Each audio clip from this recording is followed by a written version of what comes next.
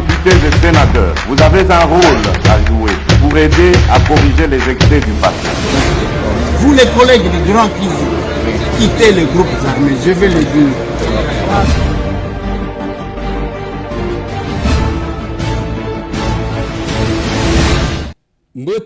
Mbote lisusu bandeko nanga bino bandeko oyangai Masolona député Tokomi mardi 28 mars 2023 dans 3 jours Sanza et Sili et Lobby le 29 mars anniversaire il y a capable deuxième vice-président Dougi Kulungu l'homme fort de Kasongolunda Masolo.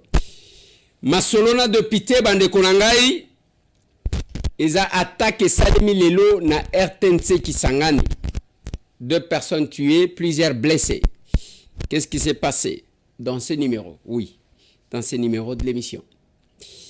Masolona de Pité, Rwanda a accrédité Vincent Karega, babenga kenani Karega to Karegeya na ebité.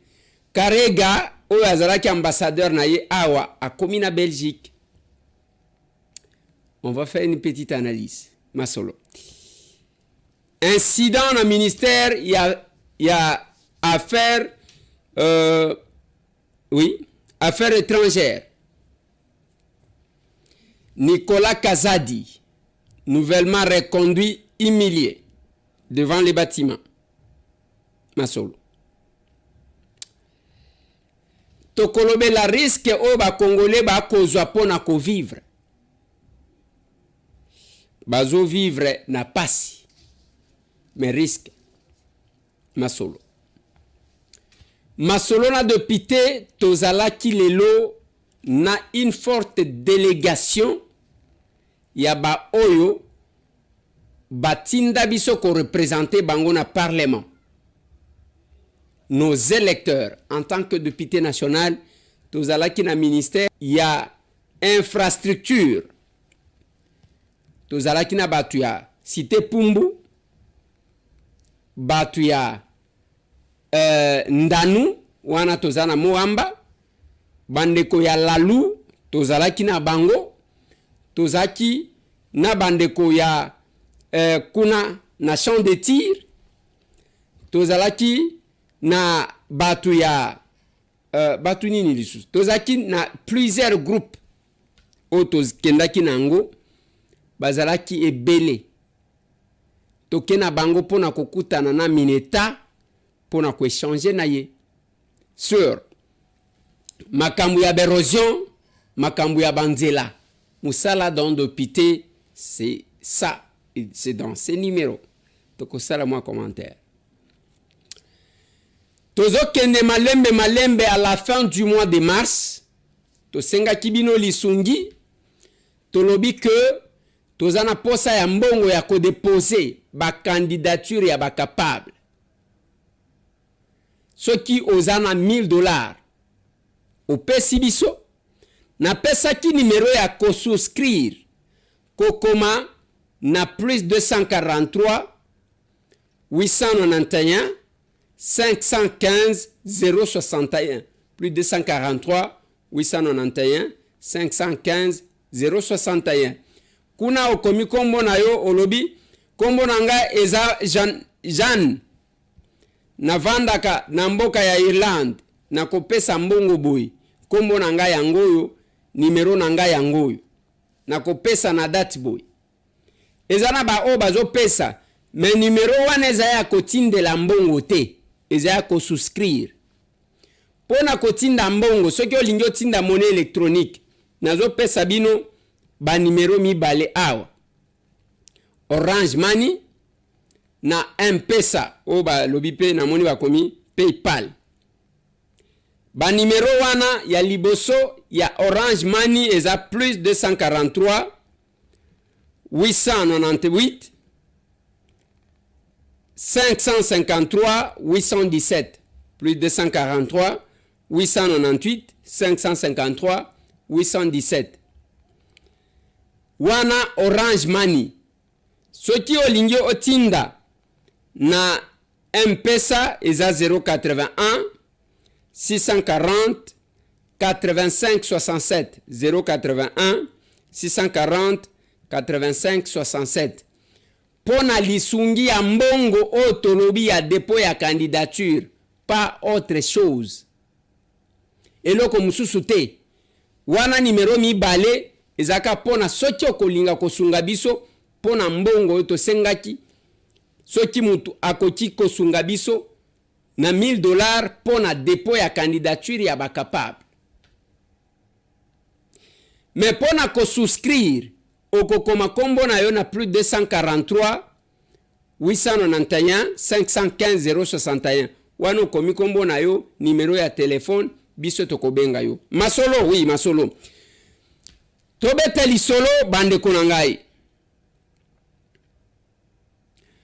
Lelo incident na ministère des Affaires étrangères. L'excellence Nicolas Kazadi akendaki kuna na habite soki bazaki na rendez-vous na collègue na ye vice-premier ministre Christophe Lutundula. Tangu akomi kuna na entrée aye kokuta ba manifestant bao bazali ko revendiquer siko mbongo na bango. Ayaka te aye na mauvais moment ya batu bazali ko revendiquer certains droits. Et quand on a vu l'argentier de la République, Nicolas Kazadi, et bandi lelo bibe bae.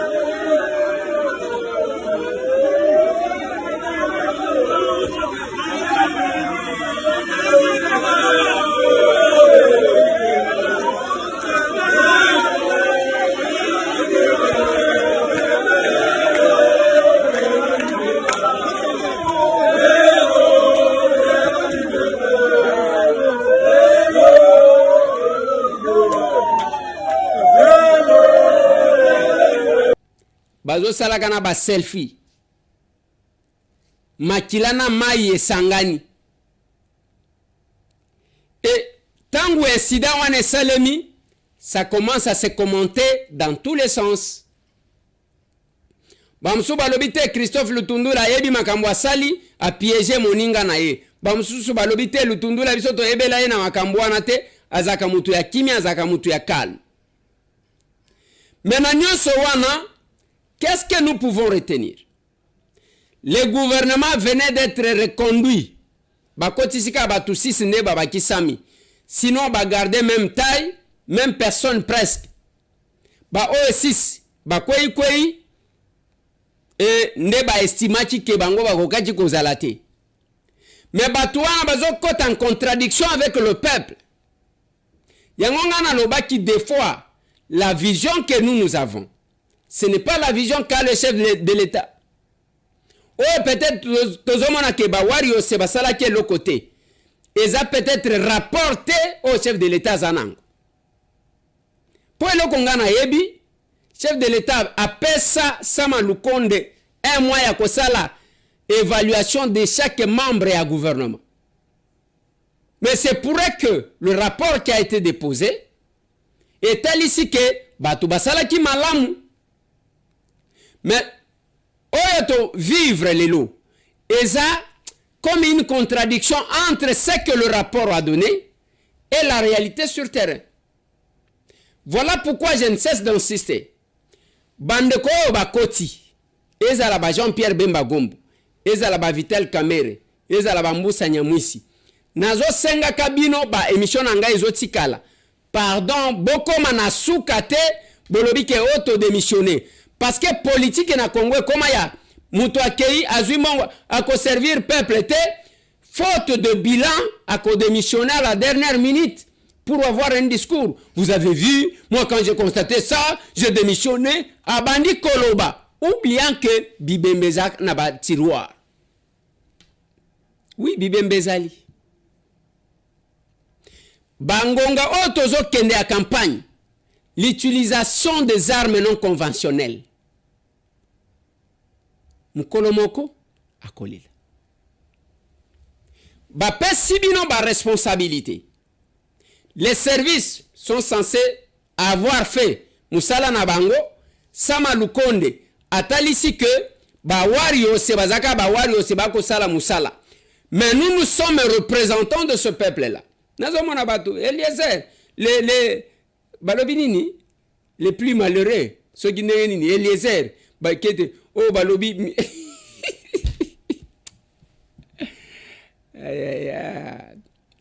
boye bakaba tu ndenge tolekaka na télévision boye to sala ka politique boye bakabiso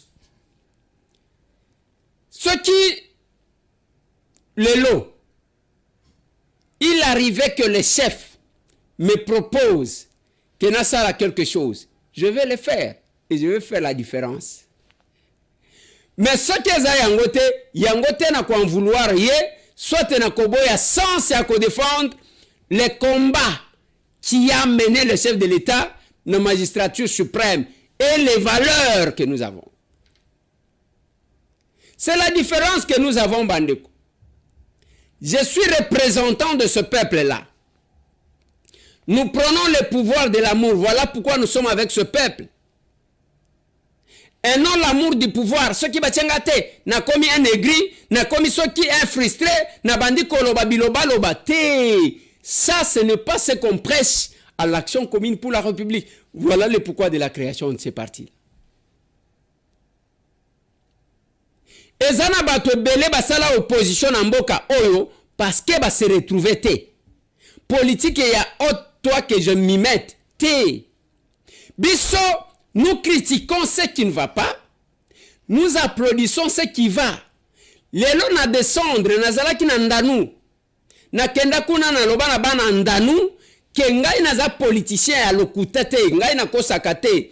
Si je suis capable de faire quelque chose, je l'ai dit. Tout ce que je peux faire, na kokende kobeta porte, na memabino et pas excellence, monsieur le Mineta, il y a infrastructure. Pour que ayoka que chef de l'État laka. Je ne sais pas si la régie va parler le même langage. Nous avons des ceux qui ont posé la solution à Batouaya Kosa. Nous sommes au président Yangwana. Nous avons Kosa Musala. Sincérité. Nous avons défilé. La femme du président responsable. Une chose, et là, on a un politicien défilé. On a un politicien défilé. Action. Action commune pour la République. ACR. Nous avons défilé. Ngai na ke ko sala musala o bupesinga. Mais bokomona soki epesi mbuma. Bokomona ndenge nini bato bakoya kobima ke bango basala.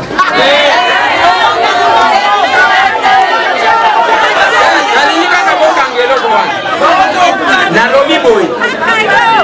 Ngai nazongi na kende kosala musala. Na kengo cha bango makede. Mais soti kaka camion moko etelemi wana ke babandi ko bwaka mabanga. Okomona siko ndenge bato bakoki.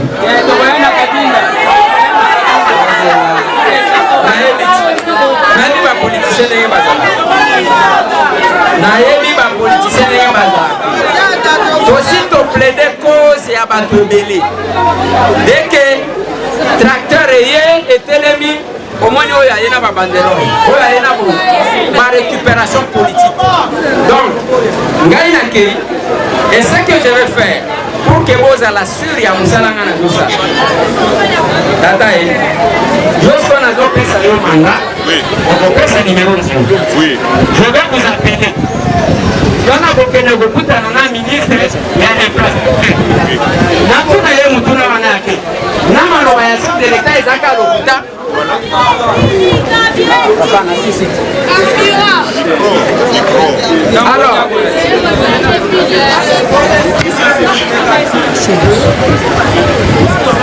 Alors, nakoluka que vous constituez une petite commission. Donc, on ne pas ministre. On va discuter avec eux. Qu'ils nous disent clairement que Bakosa raté. Comme ça, Biso Preto est le chef de l'État qui Balobi Bango Bakosa raté. On va faire ça et on va arriver en même temps au VD. Parce que je sens qu'il y a un problème, qu'il y a un besoin. Il ne faut pas que Bongo le peuple d'abord à notre Bagizani. Ceux qui peuvent la zone là et qu'on ne répond pas. Voilà tous le peuple d'abord. Alors, Deno Kongai, Nakopesa Bino merci pour l'accueil, Nazo Sukisawana. Mais il faut voir, papa. Comment il fait? Awa, Olobi Makasi Awa, Otokoni. Ceux qui toquent à yote, Nana Koel Sabananda nous qui est responsable. Bakisana Ngapungana Pantaye. Je vais mener une commission, il y en a nous spécialement. Je vais prendre les rendez-vous uniquement pour Nabanandano. Ba propos nangana ndanu yangoan. Et après na bandi ba démarche. Depuis tete mutu atongaka on a tongi balabala eza lokuta. On a jeté pont eza lokuta. Parce que ma kokito zala kanango c'est bien bon ya mutu akolo banaye au 21 000 $. Te depuis ta cause la na makoti wana te kwa assisté ko sala tout moi biloko amike oui. La solidarité africaine. Mais on zelanga mutu na salité. Tozo kende kokutana na l'exécutif oyo azwaka ba mbongo pona ko salisa misala. Voilà pourquoi moi j'étais aujourd'hui. Na bandeko ya ba quartier belé boko yoka mutu na mutu azali ko se présenter. Mais na ko préférer na tiela bino yango na suka. To kende na actualité.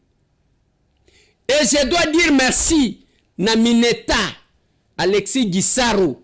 Pourquoi? Parce que c'est parmi les rares ministres qui ont bengié olobi na zoya na batu pona ba poser ba doléance non kosenga yo mbongo na yo andimi ko yamba yo. Il y a de vos frères là qui ne décrochent pas. Depuis comme ministre yamba kana ye mutute. Musala wane komi akobondela. Apapesa kambo ndenge na yokaki le ministre qui vient de partir, le vice-premier ministre Daniel Asselo. A to kokaniti.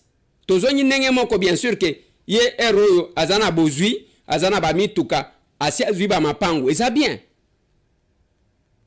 Mais je connais Daniel Asselo. Tangu tozo sala makambu ya stade awa on était là. Tozo bengana. Mais tangu akomi na poste et comme mercredi tous les députés soki bolingi ko ya komona ngabo ya mercredi. Donc les députés vont commencer à se bousculer dans l'antichambre d'un ministre. Boyo ka niveau. Yango mukolo ayaka, la régie va m'aider. Na lobaka tango ayaka na parlement na lobi oui. Bazoya a kobenga biso les représentants légitimes du peuple. Il faut baba kisaka parce que biso ba tuto tchabango. Ils doivent nous respecter. Que nous avons. Vous voyez quand les ministres viennent chez nous, ils deviennent quand même polis. Bazoya biso représentants légitimes du peuple. Mais il faut baba kisaka que d'où nous sommes l'émanation parce que nous sommes des Moutobotaka.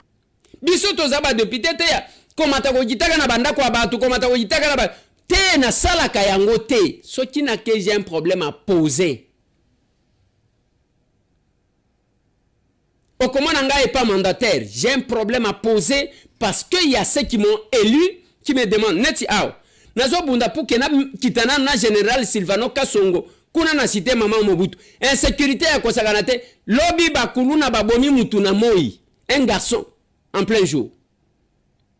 Moi en tant qu'élu de ce coin, moi en tant que représentant ya peuple one. Nakoya. Mais comment na kaer moko oye na quartier wana mutu moko. Neko yeser bando kendo mona na kate wana batindie et pas les gens incapables de faire quoi que ce soit. Nous allons défendre les intérêts. To sala bande konanga ba démarche belé ce qui aboutir na bosani na bandi kotala makamususu. Je ne récupère jamais les activités des gens. Je reviens sur la question. On vient de reconduire le gouvernement. On vient de nommer Batu Yassika. Je parle les 3 grandes figures. Mboussa Nyamwisi, Jean-Pierre Bemba, Vital Kamerhe. Yangona lobby, ba poste ba pesi bangweza clé. Vital Kamerhe, il faut alongola biso na théorie vers la pratique et tout sentir que un économiste, un acteur politique ya makasi azue bonga wana. Tous les discours toko banda kozwa. Ko rappela kaye tala awolo baka mboka ezana autant de kilomètres de terre arable toza wapi ba congolais baza ba pauvre soki otali na kotela bino image oyo otala comment ba congolais ba zokufa na ba éboulement bazo kende kolokota ka tuma banga ya mike kokota wana na kati place ba chinois bazali ko exploiter na Lualaba ozomona batu bazobima lokola ba puku na madusu.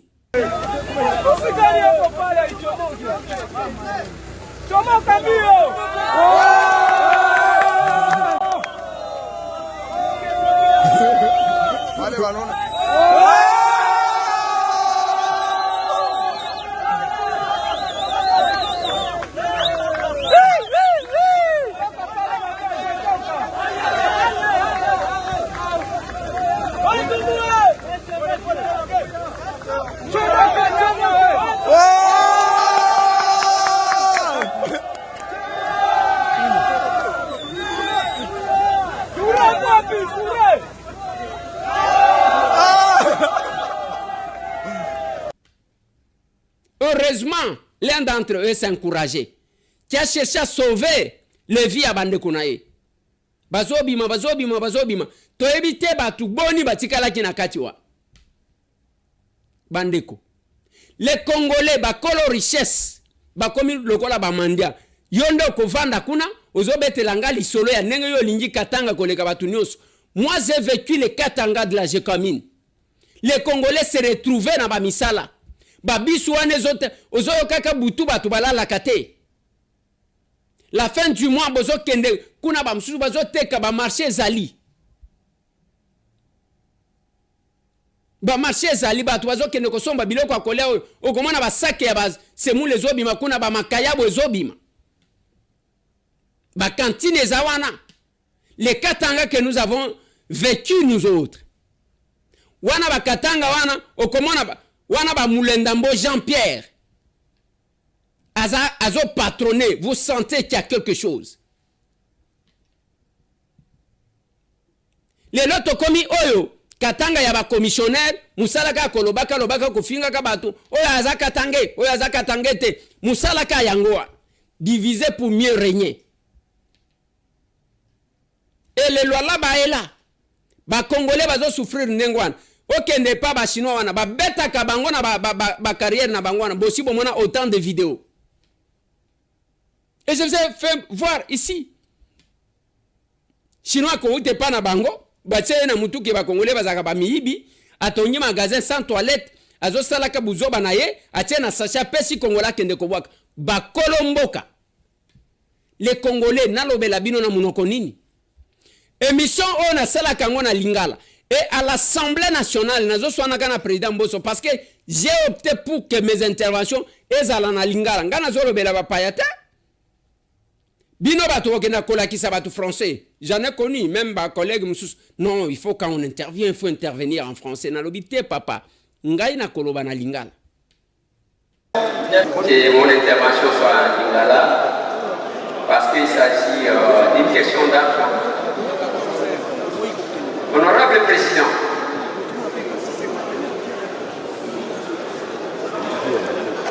je demande l'autorisation, honorable Président. Allez-y, c'est bon.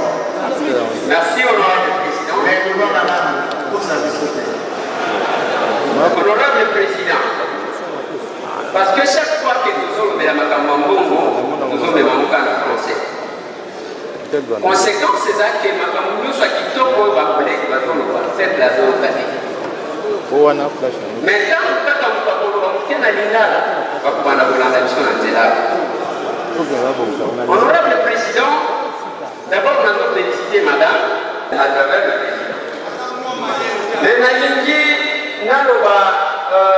Honorable Président, nous soyez dit et l'homme va venir politique. Nous sommes à la politique. avec le ministère des alaka pour représenter les besoins de la population. Parce que le ministère pour la salaté. Parce que la population a la cosa nini, tout ça le ministère pour s'occuper de la cosa ou la population. C'est ça le ministère. Population a la cosa ya Korea, parce que le ministère de l'agriculture, élevage, na makamosu. Azana cosa ya santé, parce que le ministère. Mais honorable président, tant que nous avons la haut, nous colonions so, bazo matsambo, zembo. Mais mbongo wana ezokoma na population et président. Voilà pourquoi tant que bazo la député bazo koyi population en Tombo. Mais j'ai découvert pourquoi mbongo ezokoma te. Plus mbongo ezomata, plus bazo doubler ba dépense. Pour les comptes de l'État. Ce qui est au Tali, les attaques, valorisent la croissance, de l'autre côté, valorisent le dépassement. À la page 51, président, valorisent le ministère, l'union, attendez 6 ministères. La ministère, on a une chose qui besoin de la population des Awa. Oui, les amis, madame. Tout de suite, ministère, il y a défense. Ministère, il y a Liboso. Président, les bâtiments, il y a mon besoin de délai. Mais les coloniaux sont basés sur la Awake, nous avons fait ça bon côté, il y a combien de soldats, il y a combien de francs, il y a combien de l'armée, mais dans le document, il y a des petits militaires à Liboso, les autres ont de délai et ça dépend du président. Deuxième élément, président. Dans un ministère à Nipalais et dans un ministère d'enseignement, primaire et secondaire. Un collègue, il sait dans mon collègue, mais comment il s'est envoyé un document mini. Précis. Nous avons un document pour des comptes, page 51. Des places là-dedans. D'accord, très bien. Il y a mis par le président. Tous un enseignement. Tout lobby, oui. Tous un niveau gratuité d'enseignement. Mais il y a plus de faire à l'objet de député, moi, pas aussi pour ton école. Si vous n'avez pas respecté l'enseignement, honorable président, et ce qui est d'accord, il va être là, on va troisième ministère, et ça y a l'intérieur. Honorable président, Dengue Tozayawa, Nana Yotoye, nous avons des points sans lui à cause de la garantie, honorable président. Si vous n'avez pas évoqué le ministère de l'Intérieur, vous savez maintenant, et ça y est, honorable président, ça c'est un cas d'intérieur. Là où le pays fonctionne normalement, les services de renseignement devraient nous aider à anticiper les événements. Mais ce qui est dit à votre président, ils nous a surpris dans la main. C'est comme si le renseignement de tout ça, ce n'est pas ça, c'est les services d'intelligence, honorable président. Quatrième ministère, Valobi, affaires étrangères. Quand vous demandez affaires étrangères, vous avez du budget, vous avez de diplomatie. Quand vous avez de la diplomatie, mon canif va se respecter. Bimana passeport, il y a Congolais, il y a Congolais,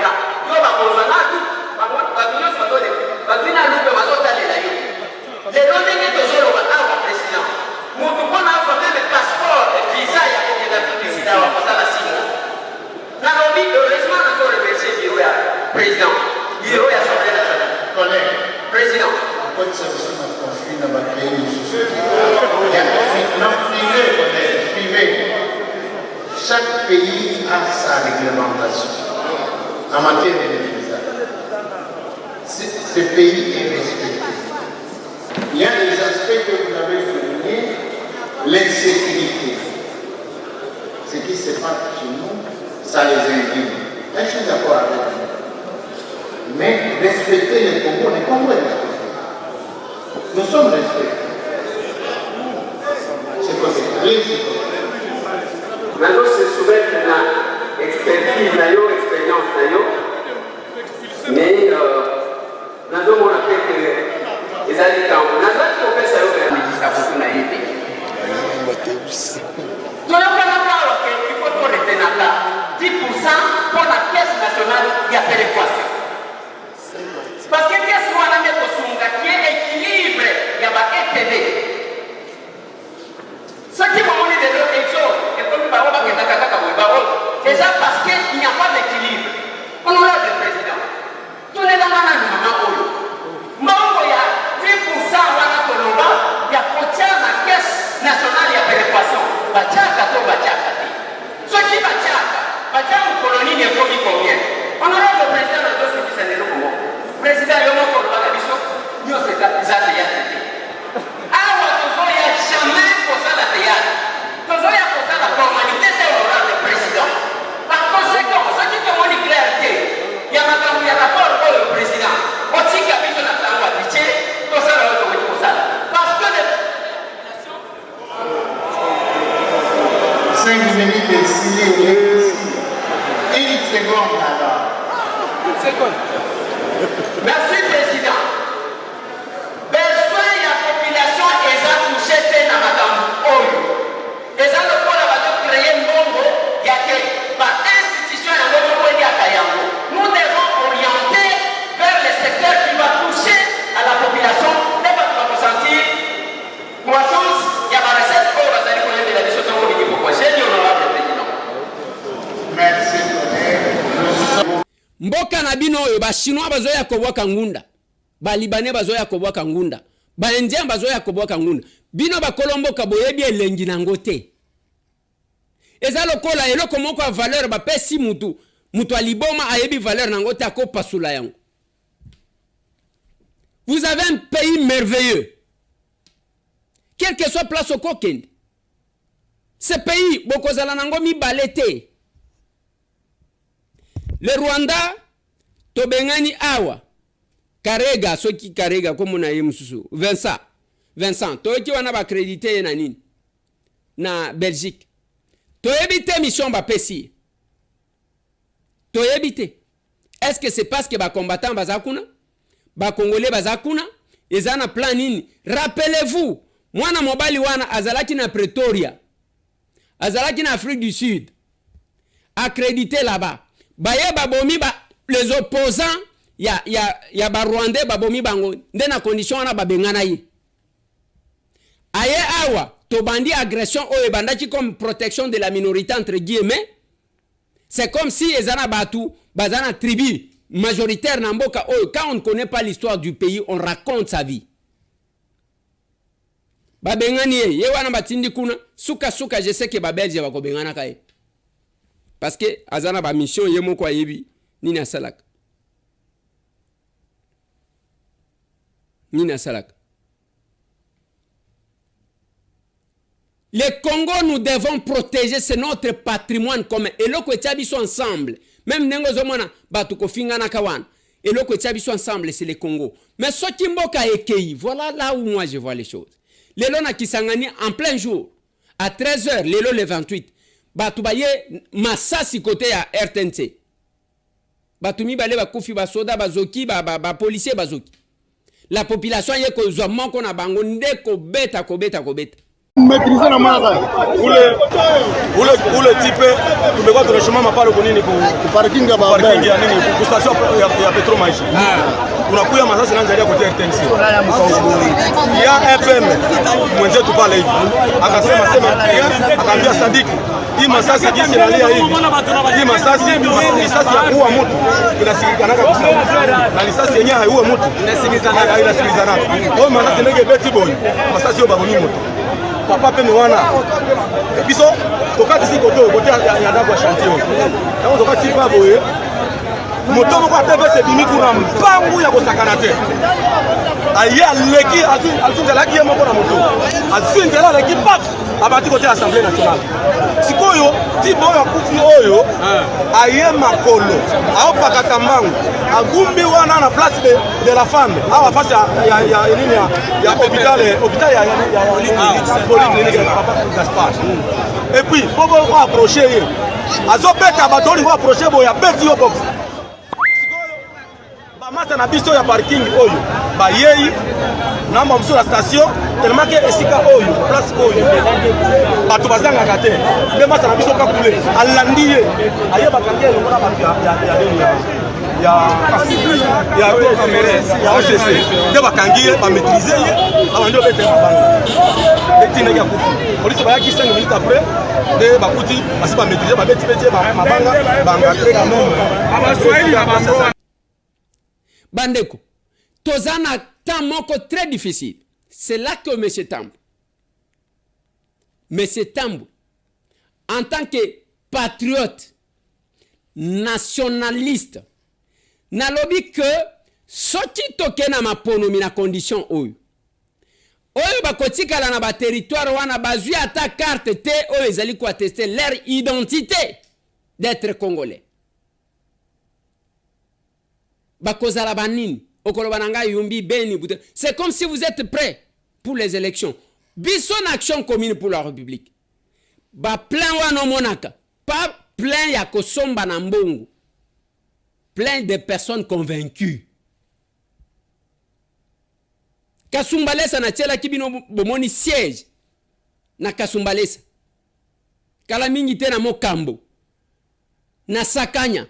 Nous sommes prêts, même pour la lobby que l'élection ça les lobby, nous sommes prêts. Mais ce n'est pas parce que je suis dans une position de nabosa na pasi, nabosa na mabele oyabiso. Je suis intervenu.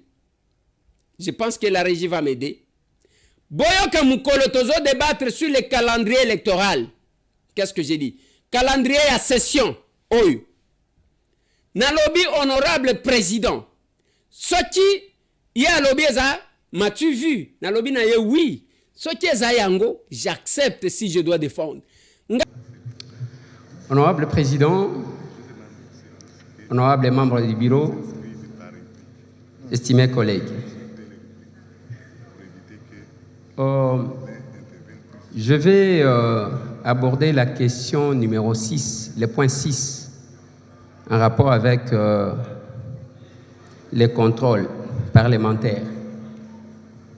Honorable Président, nous sommes quand même un tout petit peu inquiets, dans le sens où Tolobaka Nyonso, mais des fois Tobosanaka, ce qui est plus prioritaire.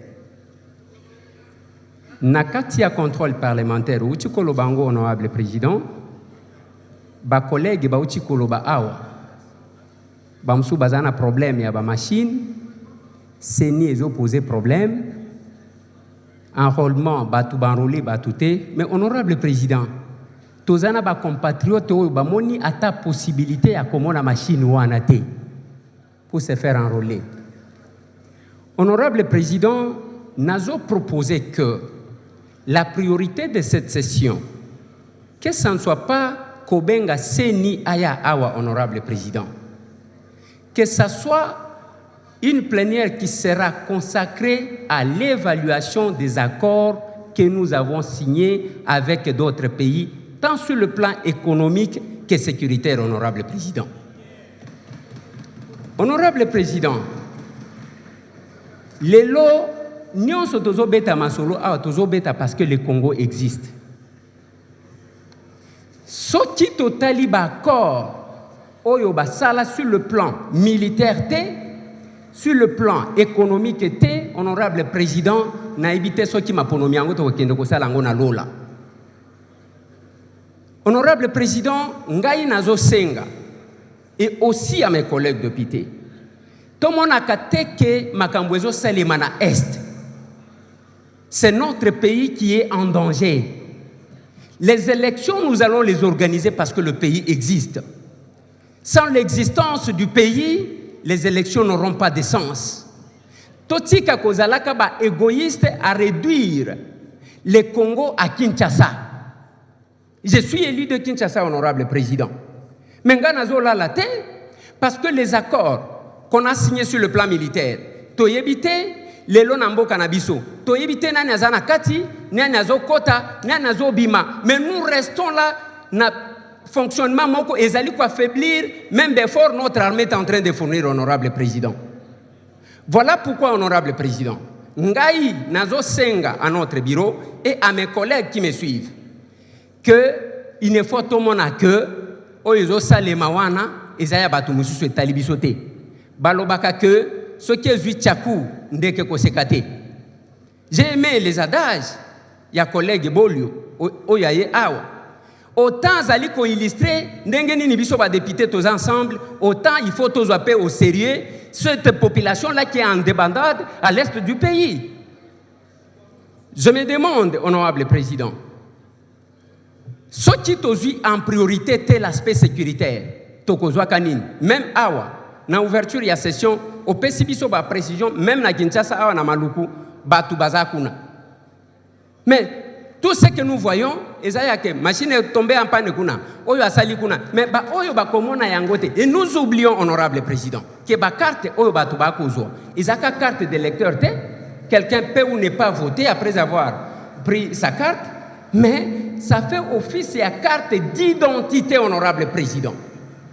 À ce stade où nous sommes, c'est cette population-là, oyo tolingi to monake bango bazaba tuté, oto kenda élection yumbi ezalaka te, beni ezalaka te, butembo ezalaka te, c'est comme si on ignore totalement l'histoire de notre pays et ce qui s'est passé. Ici, il s'agit d'une guerre d'agression, honorable président. Honorable président, ce qui est le kotokobenga propagande, ezako défendre mboka, j'accepterai. Honorable président, nazosu ki sandengo lobby. Pour moi, la situation sécuritaire n'est pas l'accessoire. La situation sécuritaire, c'est la priorité des priorités. Si vous donnez trop d'importance aux élections, moi je donne trop d'importance à la situation de notre pays et de notre patrie. Je l'ai dit, honorable président. Mutuna mutu ayebi place a uta, mutuna mutu ayebi nenga azala. Ngai se mwa baloba mwana akobela, mabele zobela, na kotika mwana kufa na lobela mabele. Chez moi, on a sacrifié des êtres humains pour la terre. Quand RCD est en train de venir, avec pompe, avec la complicité à Bato Belé, c'est chez moi qu'on avait arrêté RCD. Et on a fait des sacrifices, ya Bato, pour na côté les misabitumba wana. To ute sika mon côté, to zakana, o babenga kana Swahili, tabia, ya nenge mon côté, ndenge ne mwanda nsemi, na linika boche la kangaye, nenga zolo bake tozana mentalité mon côté.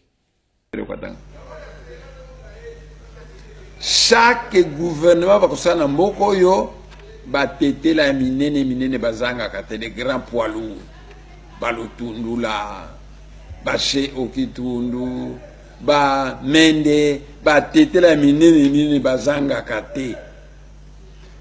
Alors normalement ce qu'on zimbongo la première chose au développer terroir na yo so ke kotala sankuru sous-développé mais ba tete la bazoya konsuba ndako na Mbanza Ngungu na Matadi na Kinshasa au Congo central kuna na sankuru epa na bango eloko mokote tozana mentalité mokote tozana mentalité mokote maintenant likambo yebite yango yo ke nzambe apesa mabele na bakongo po ba développer yango nzambe apesa mabele ya Kasai na baluba po ba développer yango nzambe apesa la mongala na bangala po ba développer yango tangu bozali ko kima mabele nyonso na ko ya ko sopana na bakongo banani ba ko développer mabele nzambe apesa bino soki na yebisi bino vérité bomeka ko construire pa na bino ye alingo beka na biso to ko boma ye au moins différence de mentalité ndenga lobi wana lobi soki lobi il faut to kende ko boma ne mwanda ntemi mentalité yangoan. Et c'est la même chose. Quand nous parlons de ces choses, tous un degré mon côté à Kolingamboka. L'objet fustigé. Le comportement ya bande konanga ya babembe. Bozo boma bubembe pona esclavagisme o binomo ko bo s'imposer. Moi tambo je reconnais le combat ya babembe. Na ebi comment les patriotes bazaliko se sacrifier. Ba patriote ya makase za bubembe wana bozomona. Mais bomitie na boloko binomoko. Je l'ai dit. Ceux qui sont connus, baonga na ebi. Misato. Nehemi Mwilanya Wilonja. Amba Tobe. Na Louise Munga.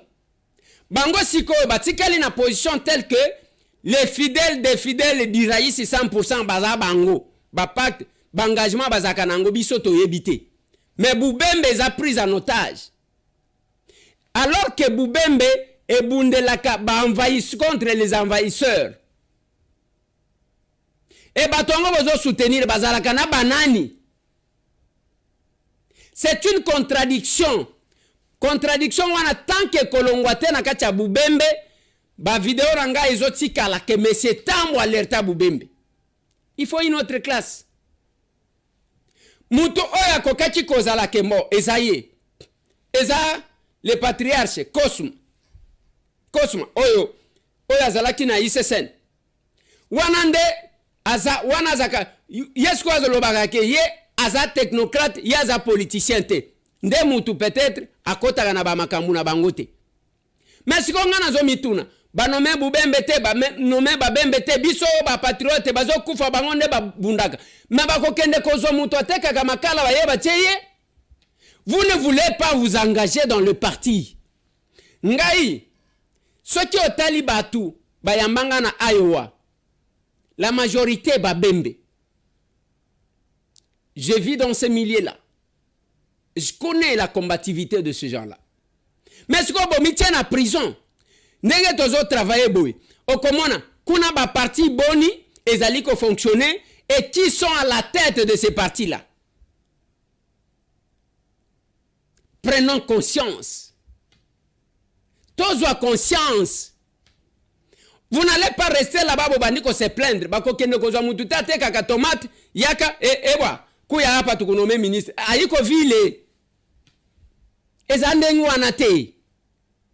C'est quand les gens se battent. Au moins, ils sont en action commune pour la République. C'est un jeune parti, c'est un nouveau parti. Si on est au mais ça va secrétaire national, les capables nationaux.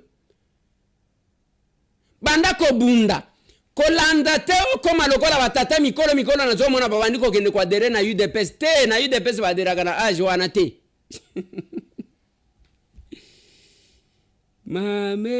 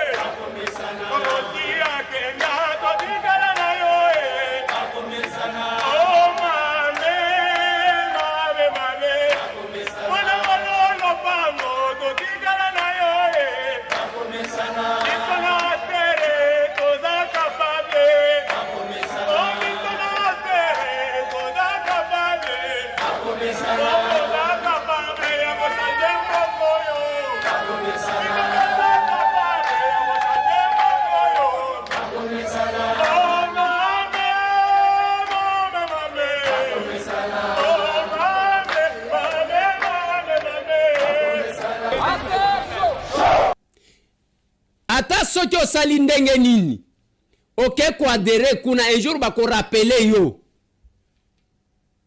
Parce qu'il y a les combattants qui se sont battus, qui se sont sacrifiés.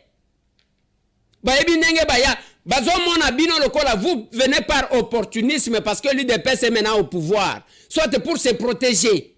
Ça c'est la réflexion terre à terre. Okutaka mtu acha tonganda kuna yewa na komi kengana komi mwana ndaku te. Yakatangu batu bazotonga. Yakatangu bazotonga. Heureusement que nous passons à la télé. Les capables chauds. Aser chaud. Tokubanga tokubangisa. bazo banga to bazo bangate. Rwanda koyo. Uganda koyo. Mabele ya banko. Je défendrai cette terre, ngai.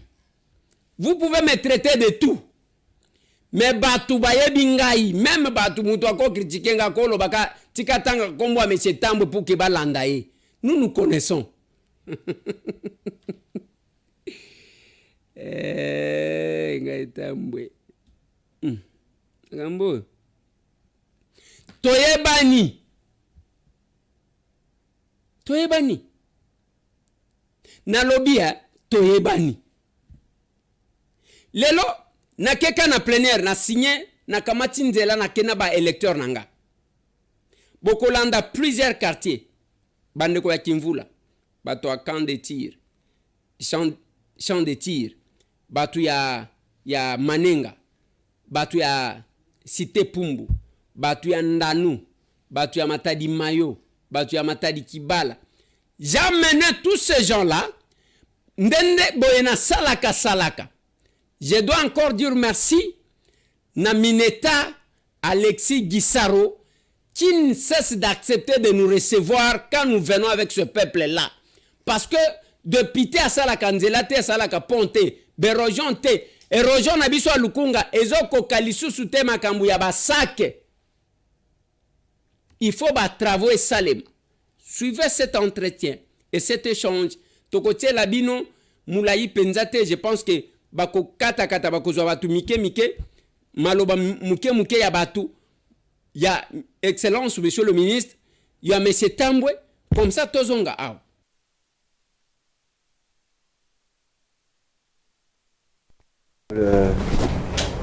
C'est les membres du cabinet. Voilà, tous moi, tant ya Kosolola, Nazaki contacté par honorable Eliezer, Azaki porteur, il y a ma revendication outil na population.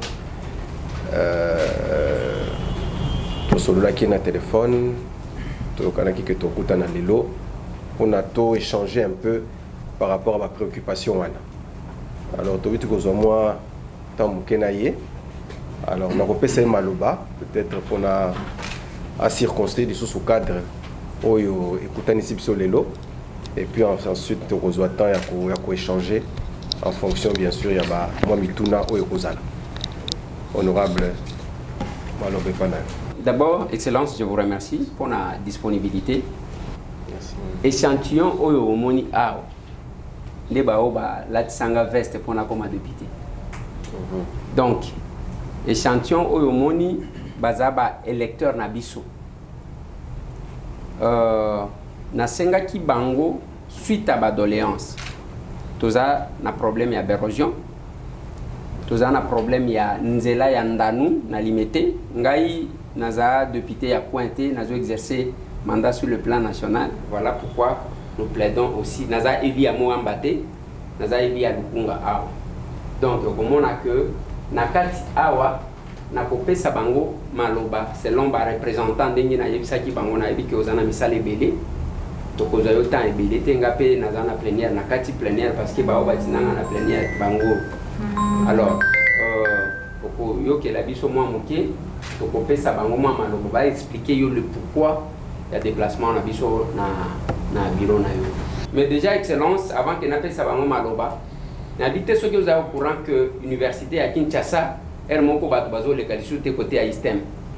C'est encore ma circonscription na habité ce qui les lomi tout kezo le kandenge ni place wane bukani mais le reste okolanda batata na ba mama ba aliawa. Merci Excellence. Merci. Ngai na samona ndanu denge honorable Auti Koloba commune présidentielle. Tant on a zolo commune présidentielle faut comprendre. Denge na tambula na sapatu boy. Okolongo le sapatu poko mananda ko lati bot mutu kananga ezawana. Na ina bot. Autant on a kozonga na kolongola sapato na lati bot na kotelanda un problème yanzela na quartier Ndano. Quartier Ndano to yambi ba député excellence. Quartier Ndano to yambi ba bourgmestre na quartier Ndano. Y compris na son excellence Félix Antoine Tshisekedi. Institution yo siamboka et Ndano. Suite des appels. Président de la République.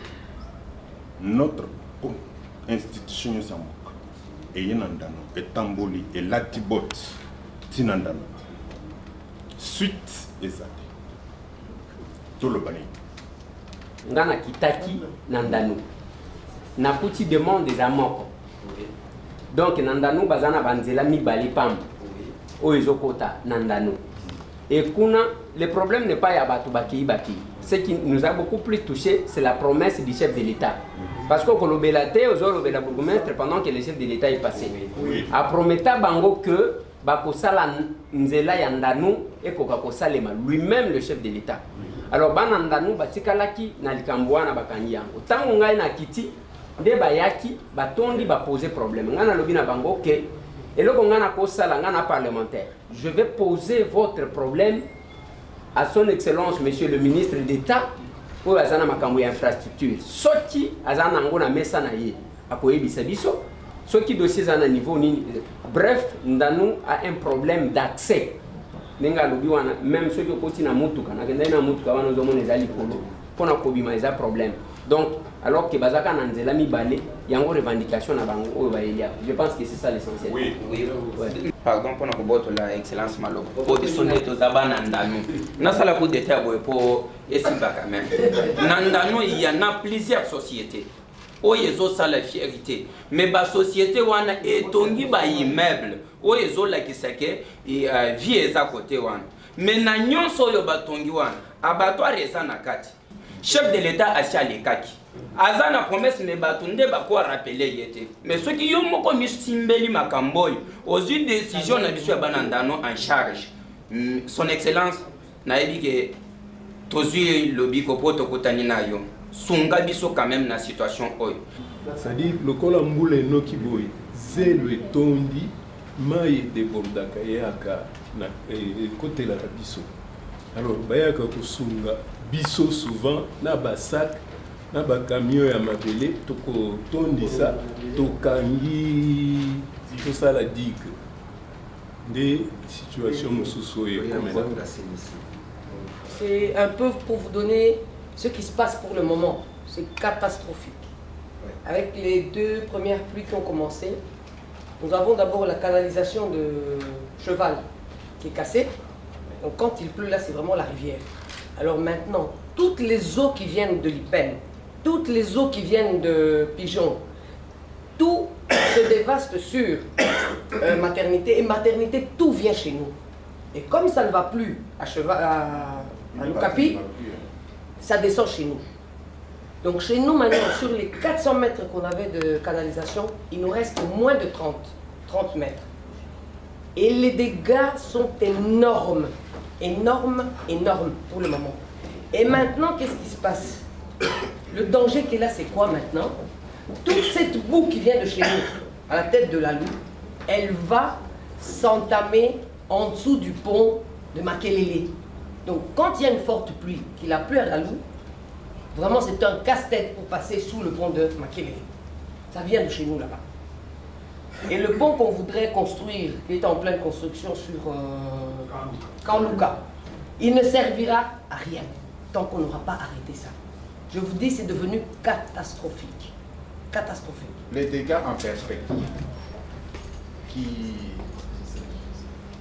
sont en perspective si rien n'est fait sur l'érosion, parce que l'érosion s'appelle l'érosion Bolikam, c'est reconnu même par les gens de l'OVD qui font de temps en temps des prospections, et il y a eu 2 interventions depuis l'historique du déclenchement de cette érosion et qui commence effectivement après, après que le bassin de rétention qui qui a été construite, qui a été mise en place quand la ville a été construite. Parce que l'érosion, il y a été catastrophe dans plusieurs saisons de pluie qui, de temps en temps, ont amené des vies humaines. Et nous espérons qu'avec votre appui, quelque chose sera fait pour qu'il y ait une accélération sur ce qui peut être fait. Merci. Souci na biso ezalaki lokola toyaki tour ya liboso nzambe asunga olongwa te ozalaka place wana kosisa problème na biso toyoki mpe badeplace oyo te otikali place wana. Merci mpona makambo epesi biso toza na manenga biso na ngambo na biso batiaka terase mibale mpa bachinois mai mosusu ekitaka na se boye mai mosusu eyaka na nzela na biso sikoyo bato ase bakanga terase bakanga nzela mai na bango ekitaka lisusu kuna te bamai oyo ezouta na gilf kote wana nikolo nyonso ezoya kokitela biso na se terase oyo bachinois babandaki kotonga ebukana etikali kaka mwa ndalo mama oyo azali awa donc soki boye kosala intervention te eza mosika te po ekóma na route matadi toyaki toka liboso olakaki biso kotindela biso baespere tovandi tomoni motu te toye lisusu kolela bosunga biso. Papa nayebi na yo pamba te biso kuna soki totiki mpungu nyonso banda kosili nde nini terase oyo atongaka na simbole eka biso na kimwenza yango nde ezoka biso ata mpungu na minute oyo baparti wana l'air papier des heures ayaka ezalaka ndako moko après une année oyo 19 ndako eke baza na bamama bazosouffrir na bana na bango bike soki osi okoli nana kondima mfana na ndako na yo papa songa biso sino te cité pumbu eza te tina aoloba nango cité pumbu eza te 19 na parcelle ekei. Le premier jour où il y a eu le bruit, il y avait beaucoup honorable. Comment il a essayé à la monarchie, la tête de l'ocean, il a menacé, c'était comme moi.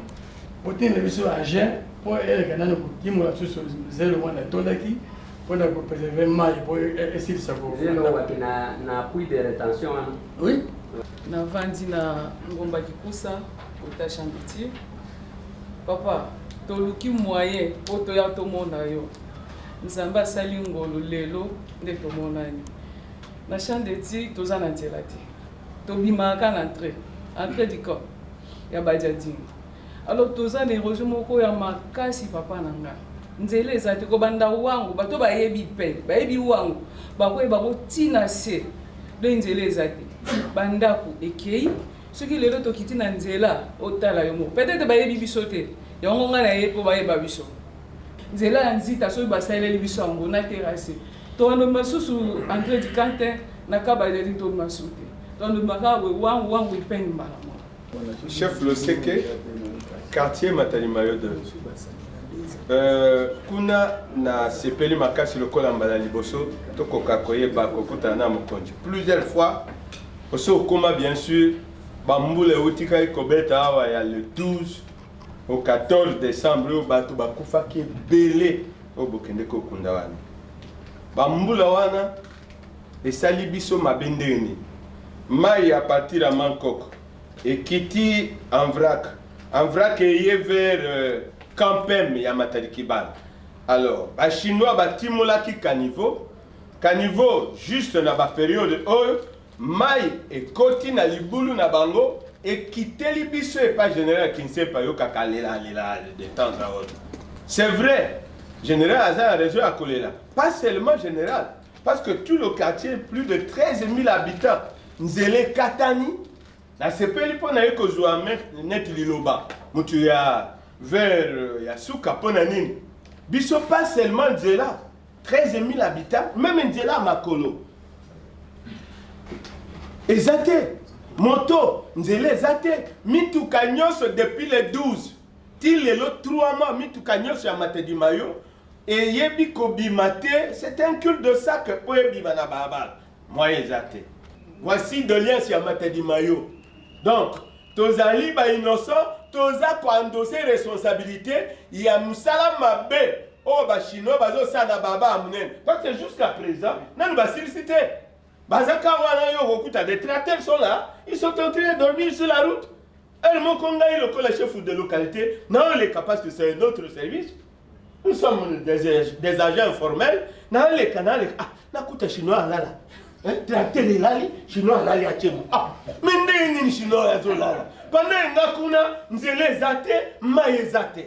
Et puis ça colle là. Pas seulement nanga moko et coller là nanga ezali nanga. Matadi mayo coller là nanga ezali matadi kibala. Je ne sais pas s'ils sont là. Nous avons été ici l'année passée. Nous avons posé un problème d'érosion. Malheureusement, depuis que nous avons été ici, on n'a pas toujours de suite. Et c'est fait que Nzela, c'est Marie-Clément Loussekwa, qui vous là,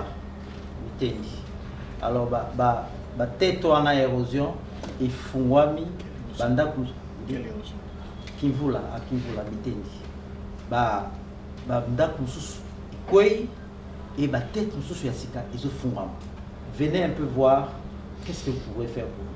Nous connaissons le mouvement des eaux du quartier et ensemble, nous pouvons donner des solutions rapides. Honorable, d'abord, merci. Je crois que tu as eu l'occasion de la population d'Abisso. Je vois que tu as la population à côté à Moamba, Ndanou.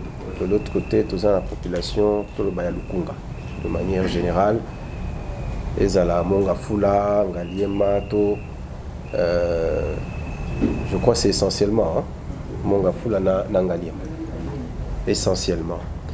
Alors nakomeka kokende par rapport à chaque cas, mais d'abord une remarque d'ordre général. Bandeko nangai toza biso so ba congolais les lobby peut-être yo mutoko ça na place nangai. Mais na minute il faut que je fait vérité. Les causes des érosions sont à 90% liées à des facteurs humains. Donc c'était une remarque d'ordre général, Liboso. Tobani n'a conscience un problème Yandano. Le problème Yandano, ça c'est un problème qui nous a été posé ici au ministère. Ça fait déjà Toya qui t'occupe problème one. Toyebi ba visite nyonso o les cas na niveau Ndano. Et les gens reviennent toujours sur la visite du chef de l'État parce que ça a attiré son attention. Mais le problème Ndano est un problème complexe. Et ça problème mon côté au kolo bakelelo na ye na tchenzela et puis problème est résolu. Non, c'est un vrai problème qui mérite des études très approfondies parce que et si ka bokenai ko tonga place wana. C'était pas un quartier qui devait être construit, comme je l'ai dit tout à l'heure. Ndanou exige des études approfondies. La question de la réhabilitation de l'entrée des routes, l'avenue Mouepou, va être examinée aussi dans le même cadre. Donc ça demande des fonds. C'est pour simplement dire que Ezate que tout l'ali, tout ça occupé Canabinoté. Non. Si nous envoyons des experts, que ce soit de l'OVD, que ce soit du BTC, c'est pour trouver des solutions durables aux problèmes. Les solutions palliatives pour boucher seulement, ça ne va pas résoudre le problème. L'étude est en cours, puisque mon conseiller me dit, mon directeur de cabinet plutôt adjoint, me dit que l'OVD et le BTC ont entamé des études là-dessus. Nous allons réceptionner ces études et en fonction du coût qui sera retenu, on va voir comment trouver le financement pour cela. Donc, moi en tout cas pour le cas de Ndanou, je sais qu'il y aura des solutions. Parce que c'est un problème qui nous touche, pour lequel on a été sensibilisé et pour lequel il faut absolument qu'une solution soit trouvée. Deuxième cas, le cas de Lalou. Je crois que vous avez très très bien circonscrit le problème. Effectivement, nous avons commencé, on a construit un pont dans le cadre en fait, on a appelé ça le projet de désenclavement du Kalouka. Je crois que c'était complètement en aval par rapport au problème de Lalou, parce que Lalou est en amont. Enfin, c'est un quartier que je connais quand même, pour y avoir été à plusieurs reprises. J'ai reçu différentes doléances. Je disais que madame était venue également en parler. Là aussi, la question est déjà sur la table. Nous sommes en train d'étudier actuellement comment régler le problème de l'érosion Bolikango. Parce que je crois que c'est à partir de là que vraiment tout part. Donc nous allons nous attaquer à la question de l'érosion Bolikango, qui a une connexion effectivement, comme vous disiez, madame disait, avec la question de la loup. C'est un dossier qui est vraiment sur ma table. Elle est vraiment sur ma table. Je ne peux pas vous dire d'ailleurs vos apaisements parce que vous vivez la situation, vous vivez cette tension avec les pluies qui sont en train d'arriver. Mais je peux vous rassurer que ça soit la route de la loup. Donc cette route qui conduit jusque-là, comme l'érosion qui s'est créée, nous allons intervenir. Manenga maman, c'est un problème qui est effectivement connu parce que ndengo lobi maman oyebi que ba chinois ba intervenir qui effectivement. Mais musala basala qui et permettant qu'il qu'on résoudre le problème en profondeur. Pour basala qui le quoi basala moi parti mais batiki musala un peu nanzela. Tout sensibiliser qui aussi topé ça qui instruction à OVD. Je pense que l'OVD est en train d'étudier la question. Hein? Au niveau de l'Aza conseil en charge il y a makambo voirie wana soki na yebaka na benga DGOVD oye mtu aza na expertise l'office de voirie et de drainage et sa responsabilité na ba et musala wana biso cabinet to salaka plus un travail politique donc le bakeno il faut intervenir mais bato ba sala misala les OVD parce que par exemple tu as une expertise ba scientifique na banani ba ko sala musala wana donc moi, je n'ai pas de réponse malamu pour la maninga, exactement pour la éviter na niveau nini, mais je crois que au travers il y a honorable, comme Sabino Maloba, pour nous qu'est-ce qui est prévu pour la maninga, exactement, pour éviter na niveau nini, la maninga. Vous comprenez? Alors, nous allons y aller progressivement, au cas par cas, pour nous besoin solution. Nous nous sommes battus pour trouver des solutions à des problèmes qui posent.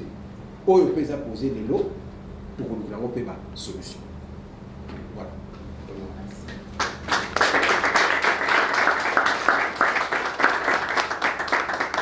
Alors, je dois vous dire sincèrement merci. Je crois que papa na ba maman, musala yango anabiso toujours sala. Pour la érosion, il faut que la érosion est en ngonga o ba sala kamisala wana pona ko banga ke mbula ya ko bebisa lisusu. Mais ba ko travailler na ba o ba moni que pour le moment ba ko calmer en attendant que ba financement pe et mon na mingi. Na tchaki o musapi na lobi ba ko saka meyo ko saka te. Soki o memi biso ipa ya ministre e kozala solution na biso ndanu. Malgré toye, mais souci na biso to yela ki place o. Et c'est là qu'il faut engorger le canal. Tous à la distance à 1 km dans Danoa. Papa na maman ya la loup. Na kita wana baloba nga ki yoko sala pique-nique. Ngana ya ko sala pique-nique te. Yango na ya ga lusute. Nazo mema bino kaka aw parce que comme dit ayebe ko kanga ya ba photo azonga. C'est ce que j'ai dit na bande ou bien que je ne suis pas élu de moi. Bamoninga kuna batu nyonso baya awa na lobi na yepe ko postuler awa te kana kozonga kana lukunga wana. Donc je dois vous dire merci et boyeba que le fonctionnement des institutions sont complémentaristes de boyeba lobaka. Voilà. Na banda musala wana pona masikita. Tangu makadame esili bakolo nango babimi.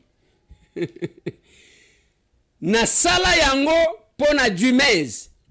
Tangu bobandi ko lancer ba travaux bakolo nango babim. J'ai fait ça pour na Kindele.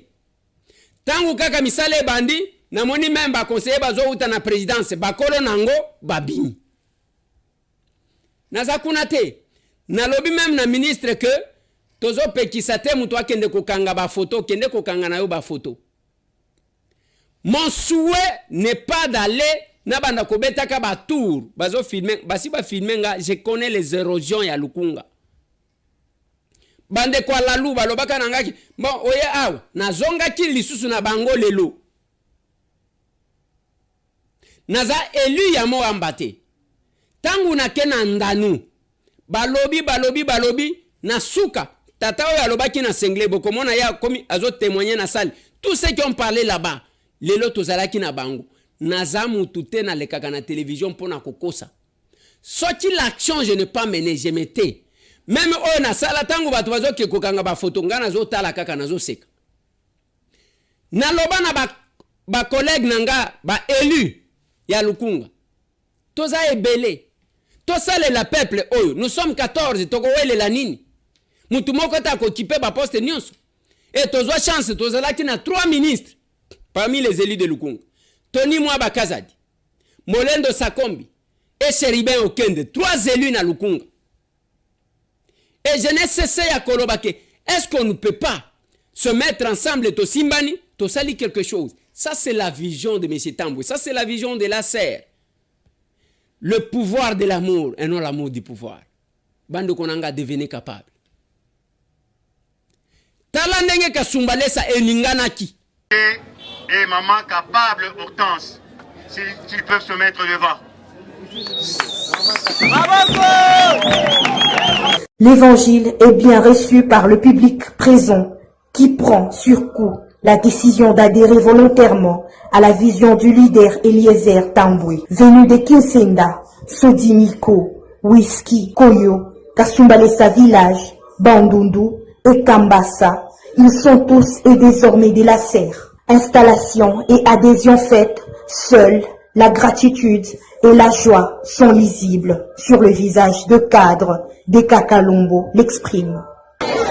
Il était important que nous soyons à Kasumbalesa aujourd'hui pour lancer officiellement ce parti dans cette ville de Kasumbalesa qui n'est pas n'importe quelle ville. Alors, vous avez vu vous-même l'engouement, vous avez vu comment les gens se sont bousculés pour adhérer au parti. C'est parce qu'ils croient dans leur leader qui est Eliezer Tamboué, notre président national du parti. Elle est au top parce que nous avons vu le parti a commencé à organiser des activités à Kasumbalesa il y a quelques 2 mois. Mais déjà, avoir le nombre déjà des milliers de Okatangais qui sont installés à Kasumbalesa, qui sont venus à répondre présent à cet appel, ça nous donne déjà la confiance. Débuté à 14h, la manifestation a pris fin à 18h et la population locale est bien heureuse de faire partir désormais des capables.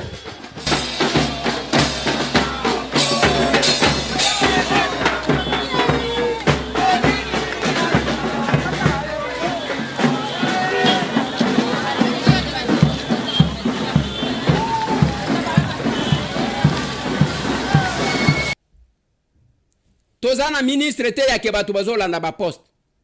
Tozana DG te ya ke batu bazolanda quoi que ce soit. Tozaka ba mbolo ya ba député et à notre premier mandat. Voilà pourquoi on nous appelle le capable. Un seul mandat peut marquer. Eza kolanda bato bazo tambola na ba télévision. Muto bazo tambola. Papa, tozo zela j'en ai dit à quelqu'un. On était 36 journalistes.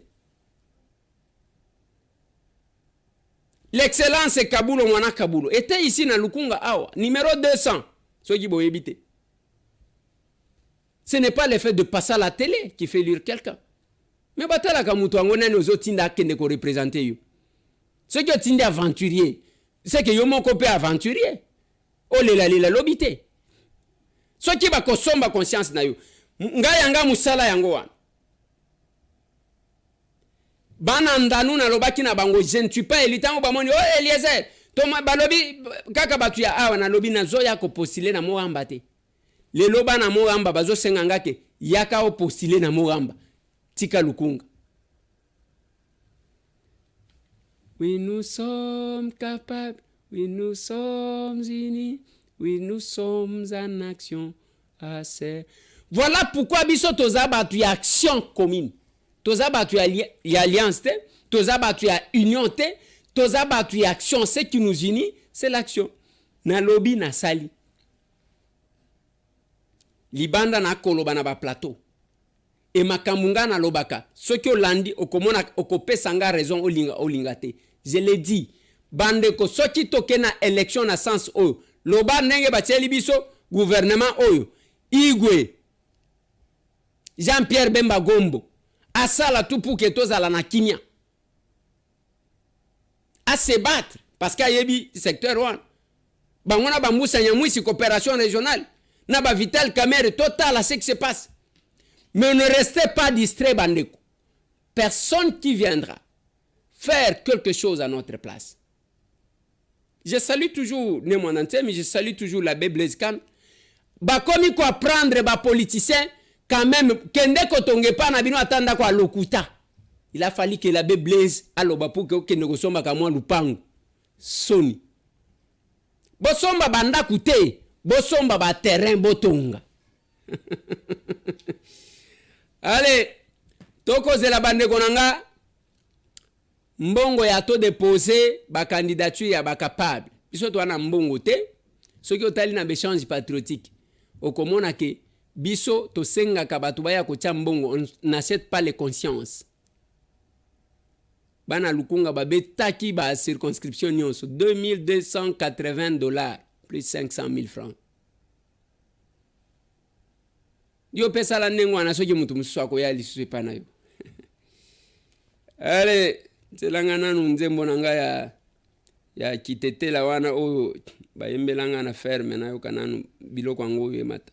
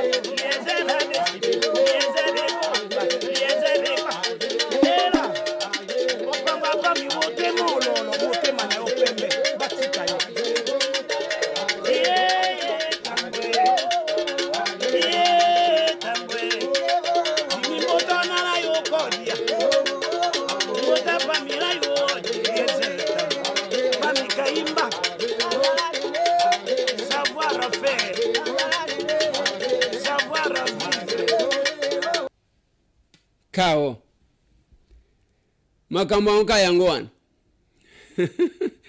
Allez, tomonani.